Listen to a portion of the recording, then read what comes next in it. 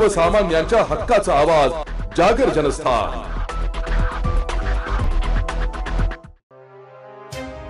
सासळगाव येथे अपघातात एक ठार 3 जण जखमी। दिंडोरी पोलीस ठाण्याच्या हद्दीतील गुजरात राज्याला जोडणाऱ्या नाशिक पेठ राष्ट्रीय महामार्गावरील असलेल्या दिंडोरी तालुक्यातील चाचळगाव जवळ नाशिककडून भरधाव वेगाने येणाऱ्या बोलेरोने आयसरला जोरदार धडक दिल्याने बोलेरो वाहन रस्त्याच्या कडेला फेकले गेल्याने त्यातील एक ठार तर 3 जण गंभीर जखमी झाले।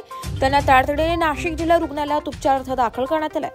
पोलिसांनी दिलेल्या माहितीनुसार नाशिकवरून बोलेरो कार क्रमांक MH15K 8941 पेठकडे जात असताना तामिळनाडू येथील आयशर क्रमांक TN59 DX 3157 आयशरला जोरदार धडक दिल्याने बोलेरो चालक मंगेश राजू हिरकुडे वय वर्ष 24 हा जागीच ठार झालाय। तर पेठ पोलीस काशिम शेख तसेच पेठ औद्योगिक प्रशिक्षण संस्थेतील कार्यरत असणाऱ्या वर्षा राणी दशरथ आव्हाड अमोल यांचे आडनाव कळू शकले नाही, गंभीर जखमी झाले। घटनेची माहिती दिंडोरी पोलिसांना कळताच पोलीस निरीक्षक रघुनाथ शेगर, PI जाधव, पोलीस हवालदार गुलाब पवार, कॉन्स्टेबल साळवे आदींनी घटनास्थळी धाव घेत पंचनामा केला असून पुढील तपास पोलीस करीत आहेत। जागर जनस्थान करिता प्रतिनिधी अशोक निकम, दिंडोरी।